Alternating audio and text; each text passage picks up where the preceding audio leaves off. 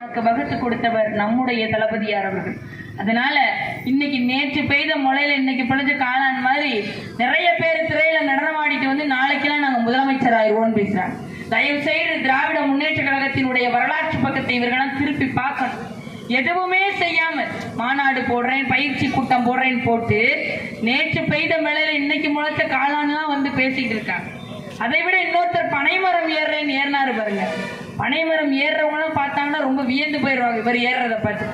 அதற்கு முன்னாடியே முதல் நாளே தயார்படுத்தி கட்டையெல்லாம் வைத்து அதை அலங்காரம் செய்து மேலே இருக்கக்கூடிய பனைமரம் ஏறுறவங்க பார்த்தா தெரியும், மேலே இருக்கக்கூடிய ஓலைகளை எல்லாம் அதையெல்லாம் சிராய்ப்பு செஞ்சு, ஏன்னா மேலே பூரா கூர்மையாக இருக்கும் அந்த பனைமரத்தில் மேலே எல்லாமே.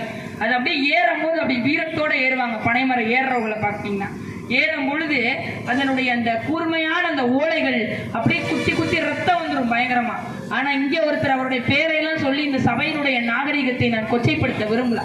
நான் பனைமரம் ஏறுறோம், கள்ளு குடிக்க சொல்கிறோம் என்று மேல நின்றுகிட்டு என்னவோ பேசணும்னு பேசுறார். என் அன்பு உறவுகள், அப்படிப்பட்டவர்களினுடைய பேச்சுக்களையோ அப்படிப்பட்டவர்களினுடைய காணொலிகளையும் தயவு செய்து பார்க்காதீர்கள். நம்மளுடைய இளைஞர்களை மடைமாற்றம் செய்யக்கூடியவர்கள் அவர்கள். அதையெல்லாம் நீங்கள் புரிந்து கொள்ள வேண்டும். இந்த திராவிட முன்னேற்ற கழகம் படிக்க சொல்கிறது, இவர்கள் கல் குடிக்க செல் என்று சொல்கிறார்கள். அதைத்தான் நம்மளுடைய திராவிட முன்னேற்ற கழகம் ஃபண்டமெண்டல் ரைட்ஸ் என்பது கல்விக்கு இருக்கிறது. கலைஞர் யோசிக்கிறார், 1 கிலோமீட்டர்ல ஒரு தொடக்கப்பள்ளி இருக்கணும், 5 கிலோமீட்டர்ல ஆரம்ப பள்ளி இருக்கணும், 7 கிலோமீட்டர்ல உயர்நிலைப்பள்ளி, அதே மாதிரி 10 கிலோமீட்டருக்கு மேல மேல்நிலைப்பள்ளி. அந்த 5 கிலோமீட்டருக்குள்ள பெண்கள் அதிகமாக இருக்கான்னு வச்சுக்கோங்க, அங்கே ஒரு அரசு பெண்கள் மேல்நிலை. ஏன்னா பொம்பளை பிள்ளைங்க ரொம்ப தூரத்துக்கு போய் படிக்க முடியாதவங்க அதிகமா இருக்கிறாங்கன்னா அங்கே பெண்கள் மேல்நிலைப்பள்ளி வைக்கணும்னு வியூகம் செய்து பெண்களுக்கு, பிள்ளைகளுக்கு இன்று அரசு ஊழியர்களாக இருக்கட்டும், மருத்துவர்களாக இருக்கட்டும், செவிலியர்களாக இருக்கட்டும், மாற்றுத்திறனாளிகளாக இருக்கட்டும், திருநங்கைகளாக இருக்கட்டும் போற்றி கொண்டாடுகிறார்கள் திராவிட முன்னேற்ற கழகத்தையும் நம் கழக தலைவரையும். ஏன்னு சொன்னா ஓயாது உறங்காது ஒவ்வொரு நாளும் கலைஞர் உரிமை தொகை திட்டம், புதுமை பெண் திட்டம், நம்ம பிள்ளைகள் படிப்பதற்கு, நம் மாணவர்கள் படிப்பதற்கு தமிழ் புதல்வன் திட்டம், நம் பிள்ளைகள் கடைக்கோடியில் ஒரு கிராமத்தில் இருந்தா கூட பல்வேறு பெரிய துறைகளுக்கு போகணும்னு பயிற்சி பெறுவதற்கு நான் முதல்வன் திட்டம், இன்னும் என்னென்ன திட்டங்கள், எண்ணற்ற திட்டங்கள். அந்த நான் முதல்வன் திட்டத்துக்குள்ளேயே கல்லூரி கனவு திட்டம்னு ஒரு திட்டம் இருக்கு. அதையெல்லாம் உள்ள போய் பார்த்தீங்கன்னா அவ்வளவு ஒரு அருமையான திட்டம். அந்த கல்லூரி கனவு திட்டத்துல பாத்தீங்கன்னா இப்படிப்பட்ட அரசு பள்ளிகள்ல ஒவ்வொரு ஊராட்சிகளை தேர்ந்தெடுத்து அதில் இருக்கக்கூடிய அரசு பள்ளி மாணவர்களை எல்லாம் அழைத்து கொண்டு போய் எப்படியெல்லாம் துறை சார்ந்த வேலைகளுக்கு செல்ல வேண்டும் என்று பயிற்சி கொடுக்கிறார்கள். எண்ணற்ற கல்லூரிகளுக்கு அனுப்பி வைப்பதற்கான வேலை செய்கிறார்கள். இதெல்லாம் எந்த ஒரு ஆட்சியில நடக்கும் பாத்தீங்கன்னா திராவிட முன்னேற்ற கழகத்தினுடைய ஆட்சியில மட்டும்தான் இருக்கும். இந்த ஒன்றிய மோடி அரசு தமிழ் மொழியை அழிக்க நினைச்சிச்சு. தமிழ் மொழிக்காக செத்தவர்கள் நிறைய பேர் உண்டு. இன்னைக்கு நம் தமிழ் மொழிக்காக இறந்தவர்கள் இதே மாதிரி சாலைகள்ல கட்டாய இந்தி ஒழிக, தமிழ் வாழ்வன் நம்மளுடைய கருப்பு சிவப்பு கொடியை தாங்கிக் கொண்டு சென்றவர்கள். அவர்கள் வீட்டுக்காகவோ தன்னுடைய சுயநலத்திற்காகவோ தன்னுடைய உயிரை அழித்துக் கொள்ளல. நம்மளுடைய தமிழ் மொழியை காக்க வேண்டும், நம்மளுடைய தலைமுறை நாளைக்கு வளர வேண்டும், வாழ வேண்டும், தமிழ் மொழியை நேசிக்க வேண்டும் என்று சொல்லிதான் ஆண்டு போனார்கள், இறந்து போனார்கள். இன்று தமிழ் மொழியை அழிக்க பார்க்கிறது ஒன்றிய மோடி அரசு. கீழடி நாகரிகம் என்ற ஒரு நாகரிகம் இருக்கு. இங்க இருக்கக்கூடிய மக்கள், திருப்பத்தூர் வாழ் பொதுமக்கள் தயவு செய்து மானாமதுரை சட்டமன்ற தொகுதியில் உள்ள கீழடி நாகரிகத்தை நீங்கள் சென்று பார்க்க வேண்டும். அங்கு இருக்கக்கூடிய நம் அரசால் அமைக்கப்பட்ட திறந்தவெளி அருங்காட்சியகத்தை நீங்கள் போய் பார்க்க வேண்டும். ஏன் சொல்றேன்னா, எப்படி நம்ம தமிழ் மொழியை அழிக்க நினைத்த ஒன்றிய மோடி பிஜேபி சங் பரிவார் கூட்டம் அதே போல தமிழர் நாகரிகத்தை அழிக்க பாக்குது. அப்படின்னா என்ன?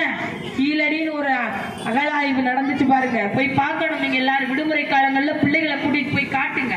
அந்த அகழாய்வு பணியில எண்ணற்ற நிறைய தொல்லியல் பொருட்கள் கண்டெடுத்திருக்கிறாங்க. என்ன தெரியுமா? முன்னாடி ஒரு காலத்துல நம்மளுடைய தமிழர்கள் வாழ்ந்தார்கள் அடையாளமாக பானை ஓடுகள், விலங்குகள் வாழ்ந்ததற்கு அடையாளமாக எலும்புகளினுடைய முனைகள், தங்க அணிகலன்கள், பானைகளினுடைய ஓடுகள், இன்னும் நிறைய அதுல இருந்து எடுத்திருக்காங்க. தமிழர்கள் இப்படிலாம் வாழ்ந்திருக்காங்கன்னு, அப்படி வாழ்ந்துகிட்டு இருக்காங்கன்ற அந்த ஆய்வை செய்த அமர்நாத் ராமகிருஷ்ணன் ராமகிருஷ்ணன் ஒருத்தவரை இந்த ஒன்றிய மோடி அரசு என்ன செஞ்சிருக்கு தெரியுமா? இப்படி ஒரு தொன்மை வாய்ந்த நாகரிகத்தை இவர் எல்லா இடத்திற்கும் ஆய்வக நிறுவனங்களுக்கு அனுப்ப பார்க்கிறாரே, இதை எப்படியாவது அழிக்க நினைக்க வேண்டும் என்று சொல்லி இந்த ஒன்றிய மோடி அரசு அமர்நாத் ராமகிருஷ்ணனை மாற்றிவிட்டு ராஜஸ்தானில் இருந்து ஸ்ரீராம் என்பவரை கொண்டு வந்து புகுத்துகிறது. ஸ்ரீராம் என்ன செஞ்சார் தெரியுமா?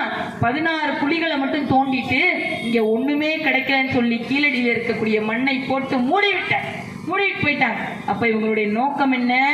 அதன் பிறகு தமிழ்நாடு அரசு இந்த அகழாய்வு பணியை நம்மளுடைய முதலமைச்சர் கையில் எடுத்தார். இன்று 13,000க்கும் மேற்பட்டு 17,000 வரை நம்மளுடைய மாந்தர்கள் இங்கு வாழ்ந்தார்கள். அவர்கள் வாழ்ந்ததற்கான அடையாளம் இங்கு இருக்கிறது. தயவு செய்து பிள்ளைகளை கூட்டிக் கொண்டு அங்க காமி அந்த அழகான இப்படிதான் நம்மளுடைய மாந்தர்கள் தமிழர்கள் வாழ்ந்திருக்கிறாங்களா? இன்றைக்கும் நம்மளுடைய பிள்ளைகளை கல்யாணம் பண்ணி கொடுத்துட்டோம்னா அதுல சீர்வரிசை பாத்திரங்கள்ல பெயர் பொறிப்போம் பாருங்க, பெயர் பொறித்து கொடுப்போம். அது முதலில் கற்காலத்திற்கு முன்பே நம்மளுடைய தமிழர்கள் வாழ்ந்ததற்கு அந்த பானை ஓட்டில் ஆதன் அப்படின்னு அவங்களுடைய பெயர்களை பொறித்து வைத்திருக்கிறார்கள். அப்ப எங்க வைக்கிறார்கள் குறி? இந்த ஒன்றிய அரசு ஒன்றிய ஆரிய கூட்டம் எங்க வைக்கிறது தெரியுமா? நம்மளுடைய தமிழர்கள் நாகரிகம் எங்க சுத்தி வந்தாலும் இவர்களுடைய நாகரிகம் மேலோங்கி இருக்கிறது. இதை திராவிட முன்னேற்ற கழகம் கையில் எடுக்கிறது, தமிழ்நாடு அரசு கையில் எடுக்கிறது. இந்த ஒன்றிய மோடி அரசுக்கு சிம்ம சொப்பனமாக முத்துவேல் கருணாநிதி ஸ்டாலின் இருக்கிறார். இந்த அடிமை அதிமுக இன்னைக்கு வந்துட்டு இருக்கக்கூடிய அணில் குஞ்சு ஆமை குஞ்சு பேசிட்டு இருக்கு பாருங்க. இவர்களுக்கு மத்தியில் சிம்ம சொப்பனமாக நம்மளுடைய முத்துவேல் கருணாநிதி ஸ்டாலின் அவர்கள் நம்முடைய தளபதியா இருக்கிறார். எண்ணற்ற திட்டங்கள் வேற எந்த அரசும் திராவிட முன்னேற்ற கழகத்தை தாண்டி நம்மளுடைய அழகியலான ஒரு தமிழ்நாடு அரசு யாருக்கு கிடைக்கும் சொல்லுங்க? யாருக்கு கிடைக்கும்? யாருக்கும் தானே கிடையாது, யாருக்கும் தைரியம் கிடையாது. அவர்களெல்லாம் நீங்க வந்து பேச சொல்லுங்க, முடியாது. கொள்கை கிடையாது, கோட்பாடு கிடையாது, எதுவுமே கிடையாது. அப்படிப்பட்ட அழகியலான அரசை நாம் கையில் கொண்டு வந்து நமக்கு கொடுத்திருக்கிறது. இதை நாம் இறுக பற்றுக்கொண்டு தொடர்ந்து நம் திராவிட முன்னேற்ற கழகத்தை வெற்றியடைய செய்ய வேண்டிய காலமும் நோக்கமும் என் அன்பு மக்கள் உங்களிடத்தில் இருக்கிறது. நாளைய தலைமுறை பிள்ளைகள் மருத்துவராக வேண்டும். இந்த திருப்பத்தூரிலிருந்து இத்தனை டாக்டர்கள், இந்த திருப்பத்தூரிலிருந்து இத்தனை பொறியாளர்கள், இந்த திருப்பத்தூரிலிருந்து எண்ணற்ற துறையில் நம் பிள்ளைகள் செல்வதற்கு தடை போடுகிறார்கள் ஒன்றிய மோடி அரசு. நீட்டை கொண்டு வந்து அனிதாவை காவு வாங்கி எண்ணற்ற 22 பேர் மேலான பிள்ளைகளை குழியில் போட்டு புதைத்து விட்டார்கள். இன்றைக்கு நீட்டு தேர்வு எழுதினாதான் நீ மருத்துவராக முடியும் சொல்லிட்டு இருக்காங்க. நேற்று ஒன்று நடந்திருக்கிறது. அந்த மாநிலத்தில், அந்த குஜராத் மராட்டியம் அந்த மாநிலத்தில் இருந்து ஒரு 21 22 வயது 17 18 21 22 வயதுல எண்ணற்ற பிள்ளைகளுக்கு ஊழல் நடக்குது. என்னன்னு பாத்தீங்கன்னா, இந்த நீட் தேர்வுல ஒரு பையன் நேற்று எழுதிய தேர்வில் ஊழல் செய்து நேற்று கைது செய்யப்பட்டிருக்கிறது. அந்த ஊழல் அம்பலமாகி இருக்கிறது. என்ன தெரியுமா? 12ஆம் வகுப்பில் அவன் தோல்வி அடைந்திருக்கிறான். அந்த மாநிலத்தில் 12ஆம் வகுப்பில் தோல்வி அடைந்தவன் நீட் தேர்வு எழுதி முடிவு வருகிறது. 6 மணி நேரத்திற்கு முன்பாக அந்த பையனுடைய பெற்றோர்கள் பேச்சுவார்த்தை நடத்துகிறார்கள். என்ன தெரியுமா? 12ஆம் வகுப்பில் தோல்வி அடைந்த பையன் பிறகு இந்த நீட் தேர்வை எழுதுகிறான். இந்த 6 மணி நேரம் முடிவில் என்ன சொல்றாங்க தெரியுமா? எப்படியாவது என் பிள்ளை நீட் தேர்வுல பாஸ் ஆகிரணும், எப்படியாவது அவன் பாஸ் ஆகி வந்துடணும், அவன் மெரிட்ல போற அளவுக்கு நீங்கள் செய்ய வேண்டும் என்று சொல்லி 90 லட்சம் ரூபாய் பேசப்பட்டு இவன் மெரிட்ல போறான். அப்ப இவர்கள் பேசிக் கொண்டிருக்கிறாங்க, அக்கா தமிழ் செய்யலாம், இப்ப இந்தி செய்யணும் உங்களுக்கு சொல்லணும், தமிழ் செய்ய உட்கால சொல்றாங்க பாருங்க. நீட் தேர்வு என்பது பில்டர் செய்யப்படுகிறது பிள்ளைகளை மருத்துவராக்கன்னு சொல்றாங்கல்ல. தயவு செய்து என் அன்பு மக்கள் உங்களிடத்தில் சொல்கிறேன், நீட் தேர்வு என்பது தரமற்ற தகுதியற்ற தேர்வாக இருந்து பிள்ளைகளை மருத்துவராக்கக்கூடிய பிள்ளைகளை எல்லாம் தகுதியற்றவர்களைத்தான் மருத்துவராக்குகிறார்கள். அதில் ஒவ்வொரு பிள்ளைகள் கஷ்டப்பட்டு அந்த கோச்சிங் சென்டருக்கு போய் படிக்கிறது கூட காசு இல்லை, காசு கிடையாது. நம்ம திருப்பத்தூர்ல ஏதோ ஒரு கிராமத்துல இருக்க பிள்ளைகள்லாம் மருத்துவராக முடியாது. அப்ப இவருடைய நோக்கம் என்ன? ஒரு இனத்தை அழிக்க வேண்டும் என்று சொன்னால் அதில் முதல் மொழியை அழிக்கணும், அந்த மொழியை அழித்து விட்டு நாகரிகத்தை அழிக்கணும், நாகரிகத்தை அழித்து விட்டு கல்வியை அழிக்கணும். முற்றிலுமாக எல்லாவற்றையும் அழித்து விட்டுட்டோம்னா இந்த தமிழ்நாடுங்கிற மாநிலம் இல்லாமல் செய்து விடலாம் என்று எல்லாவற்றையும் செய்து முடிச்சுட்டு தமிழ்நாட்டில் வந்து கையை வைக்க பார்க்கிறார்கள்.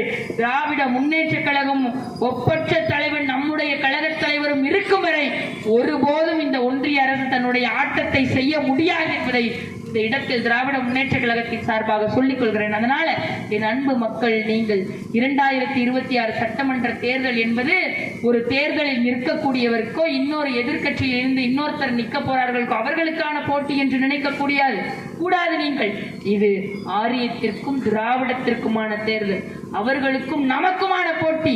இங்கு நம்முடைய முத்துவேல் கருணாநிதி ஸ்டாலின் சட்டமன்றத்தில் பேசுகிறார்.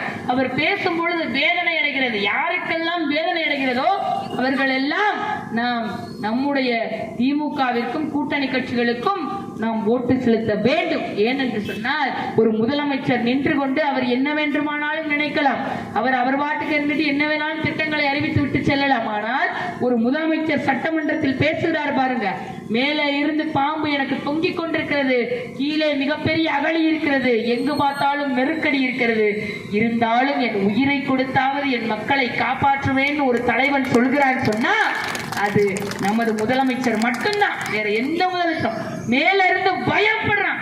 எப்படி 1000 ரூபாயை பெண்களுக்கு இந்த மனிதர் கொடுக்கிறாரு, எப்படி மாதம் மாதம் 1000 ரூபாய் பெண்களுக்கு கொடுக்க முடிகிறது, எல்லா மாநிலங்களும் வியந்து பார்க்கிறான். காலை உணவு சிற்றுண்டி திட்டம், நம் பிள்ளைகளுக்கு அன்றாட கூலி வேலை பார்க்கக்கூடிய அம்மாமார்கள், தாய்மார்கள், விறகு வெட்ட வேலைக்கு போக கூலி வேலைகள், வீட்டு வேலைகள் செய்யற மக்கள் பிள்ளைகளுக்கு காலையில சோறு கொடுக்க முடியாம பிள்ளைகளை பள்ளிக்கு அனுப்பி வைக்கிறாங்க.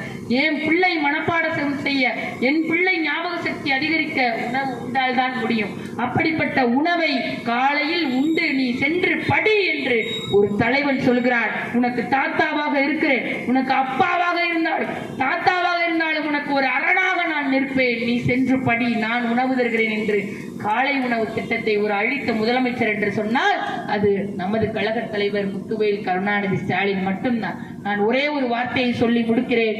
என் அன்பு உறவுகள், சோவியத் யூனியனை பற்றி படித்திருப்பீர்கள், ரஷ்ய புரட்சியை பற்றி படித்திருப்பீர்கள், ஹிட்லரை பற்றி தெரிந்திருப்பீர்கள். ஒரு குறுகிய மீசை கொண்டு சர்வாதிகாரியாக இருந்தார். அந்த ஹிட்லர் எப்படியெல்லாம் வியூகம் அமைத்து அங்கு இருக்கக்கூடிய மக்களை கொடுமைப்படுத்தி சித்திரவதைப்படுத்தி அதிகாரம் செய்து எல்லாம் செய்தான். அந்த ஹிட்லரை ஜோசப் ஸ்டாலின் என்ற ரஷ்ய புரட்சியாளர் என்ன செய்தார் தெரியுமா? எல்லோரும் ஸ்டாலினிடம் போய் சொன்னார்கள், அதாவது நம்முடைய கழக தலைவர் அல்ல, அப்பொழுது சோவியத் யூனியனில் புரட்சியாளராக இருந்த ஜோசப் ஸ்டாலினிடம் சென்று சொல்கிறார்கள், ஸ்டாலின் அவர்களே, இவர்களை எப்படி இவரை நாம் வீழ்த்துவது, எங்கு பார்த்தாலும் வீழ்த்த முடியவில்லை, ஏதாவது வியூகம் அமைத்து இவன் அதிகார சர்வாதிகாரத்தை மக்களிடையே செலுத்தி கொண்டு குவித்துக் கொண்டிருக்கிறான் என்று சொல்லும் பொழுது ஜோசப் ஸ்டாலின் அவர்கள் சொல்கிறார், என்ன சொல்றார் தெரியுமா? அவர்களுடைய படையில் இருப்பவர்களிடம் அமைதியாக இருங்கள், அமைதியாக இருங்கள், ஒரு நாள் வரும், அப்பொழுது நாம் படை திரண்டு இவர்களை நான் தாக்குவேன் என்று, அதுவரை நமக்கு பொறுமை மிக அவசியம் என்று ஜோசப் ஸ்டாலின் அவர்களுடைய படையில் இருப்பவர்களிடத்தில் சொல்கிறார். யாரை வீழ்த்த? ஹிட்லர், சர்வாதிகாரி ஹிட்லரை வீழ்த்த. அதே போல அந்த ஹிட்லருக்கு எந்த குறையும் இல்லாத இப்பொழுது ஹிட்லராக இருக்கிற நரேந்திர மோடி அவர்களை வீழ்த்துவதற்கு எப்படி ரஷ்ய புரட்சியாளர் ஜோசப் ஸ்டாலின் இருந்தாரோ அதே போல நம் நாகரிகத்தை, பண்பாட்டை, நம் ஒற்றுமையை, நம்முடைய கலாச்சாரத்தை, நாட்டுப்புற கலைகளை அழிக்க வந்திருக்கக்கூடிய ஒன்றிய பிஜேபி ஆரிய கூட்டத்தை வீழ்த்துவதற்கு நம்முடைய இந்த ஹிட்லராக இருந்த வீழ்த்தி இருந்த நம்முடைய ஜோசப் ஸ்டாலின் எப்படி சோவியத் யூனியனில் ஒரு புரட்சியாளராக இருந்தாரோ இந்த ஹிட்லரான மோடியை வீழ்த்துவதற்கு சிம்ம சொப்பனம் யார் தெரியுமா? ஜோசப் ஸ்டாலினுடைய மறு உருவம் முத்துவேல் கருணாநிதி ஸ்டாலின் தான் என்பதை இந்த இடத்தில் நான் உறக்க கூற கடமைப்பட்டிருக்கிறேன். என் அன்பு உறவுகள், நாளைய தலைமுறை வளர, வாழ, நலம் பெற பல திட்டங்களை அவர்கள் கொண்டு செலுத்த நம்முடைய திராவிட முன்னேற்ற கழகத்தால் மட்டுமே முடியும். நம்முடைய ஒப்பற்ற தலைவர் கழக தலைவரால் மட்டுமே தான் முடியும். திராவிட சித்தாந்தம் நீட்சியடையும். என்றென்றும் தமிழ்நாடு போராடும், தமிழ்நாடு வெல்லும், தமிழ்நாடு வென்றே தீரும். திராவிட முன்னேற்ற கழகம் வெற்றியடையும். என் அன்பு மக்கள், நீங்கள் அதற்கு வாய்ப்பளிப்பீர்கள் என்று கூறி விடைபெறுகிறேன். நன்றி, வணக்கம்.